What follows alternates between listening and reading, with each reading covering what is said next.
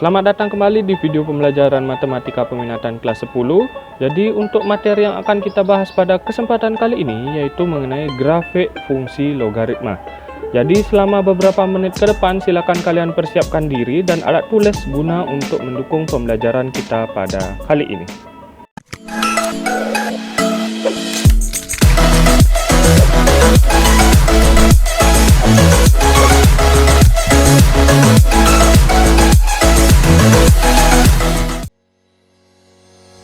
Oke, grafik fungsi logaritma kelas 10 matematika peminatan ya. Jadi hampir sama seperti pembelajaran sebelumnya yaitu di grafik fungsi eksponen. Di sini cuma bedanya di fungsinya saja ya. Jika pembelajaran sebelumnya di grafik fungsi eksponen, sekarang di grafik fungsi logaritma. Sebelumnya di video pembelajaran kita sudah membahas terkait bentuk eksponen menjadi bentuk logaritma, dia hubungannya seperti ini ya. Jika bentuk eksponennya A pangkat C sama dengan B, dia akan berubah menjadi bentuk logaritma yaitu A log B sama dengan C. A itu merupakan basis, B-nya itu merupakan numeros, C itu merupakan hasil dari penglogaritmaan atau hasil dari logaritmanya ya. Di sini untuk dibentuk eksponen, A itu basis, C itu eksponennya atau pangkatnya, B itu merupakan hasil perpangkatan atau hasil eksponen. Nah, di sini kita akan menggambarkan grafik sebagai sampel terlebih dahulu. Kita menggambarkan grafik fungsi Y sama dengan 2 log X ya. Kita ingat kembali terkait cara pembuatan grafik di eksponen. Tentunya sama, yaitu kita membuat tabel terlebih dahulu ya. Di tabel ada X, ada Y. Nah, di eksponen kan kita mencantumkan X-nya terlebih dahulu dari negatif 3 sampai 3. Di sini bedanya di logaritma kita mulai dari Y. Y-nya itu kita mulai dari negatif 3, negatif 2, negatif 1, 0, 1, 2, 3.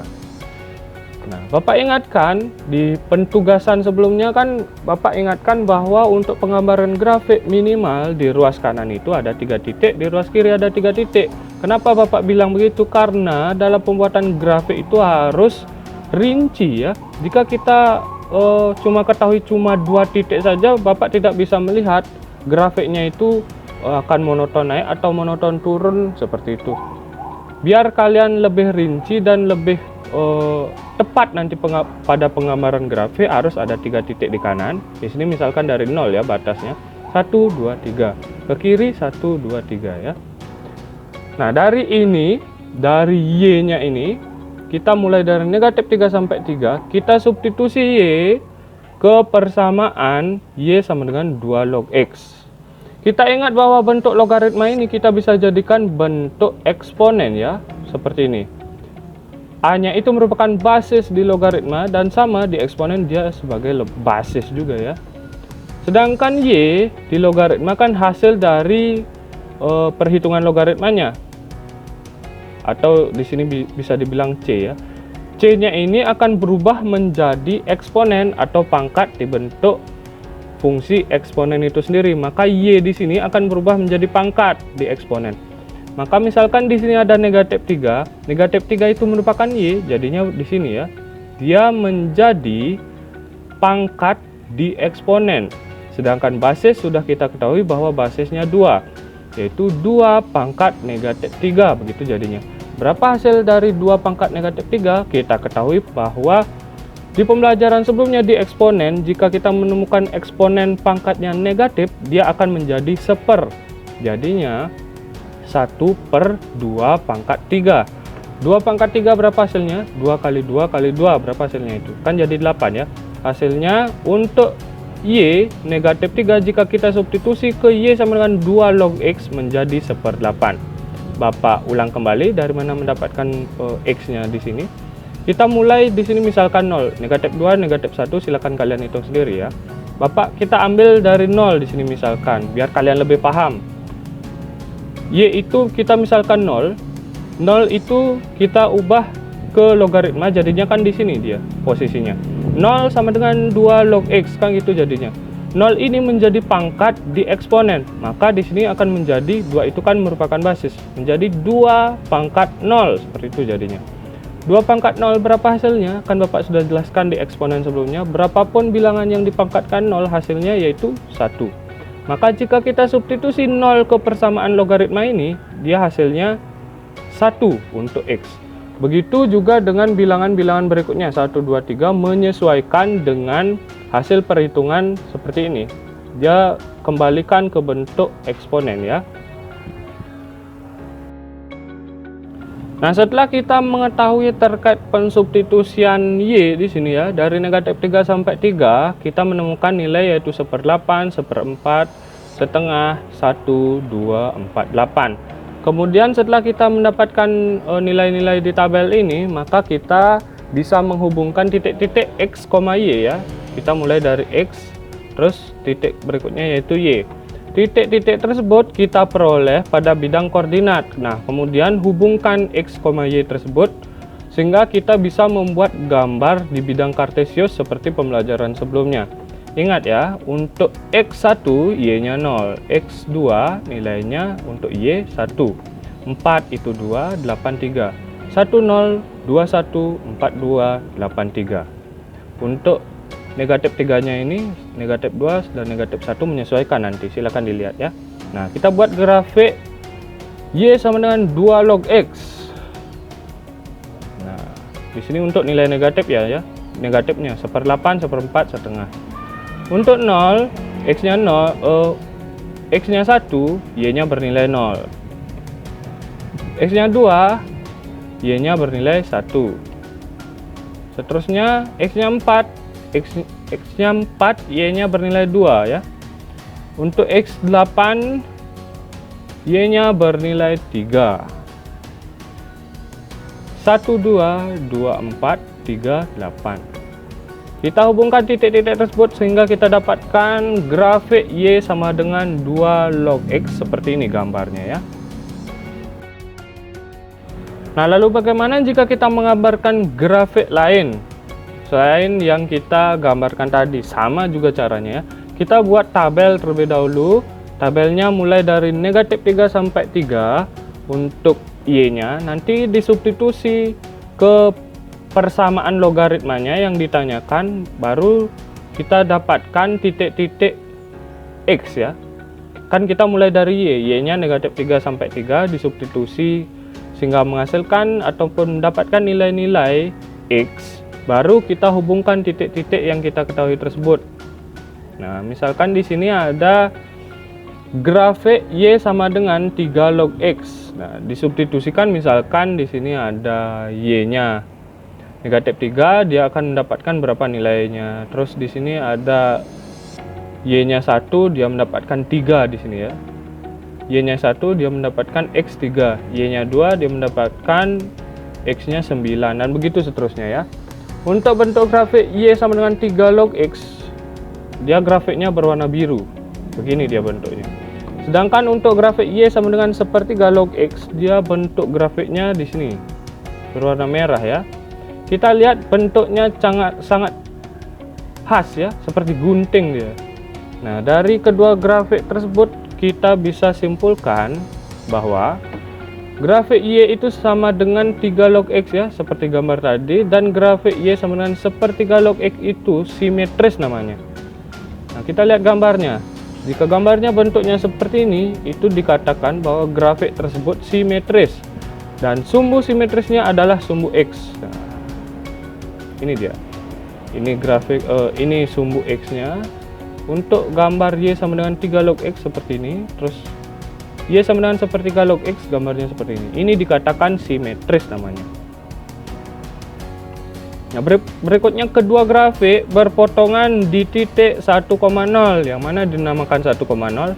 X-nya 1, Y-nya 0. Kita lihat berpotongan. Yang mana dikatakan berpotongan? Di sini dia saling memotong di 1,0. X-nya di sini 1, Y-nya 0 ya. Terus berikutnya asimtot kedua grafik adalah sumbu X, di mana sumbu tersebut dikatakan asimtot tegak. Ingat, kalau ada yang dinamakan asimtot, asimtot itu tidak memotong grafik. Grafiknya cuma memepet dari asimtot itu sendiri.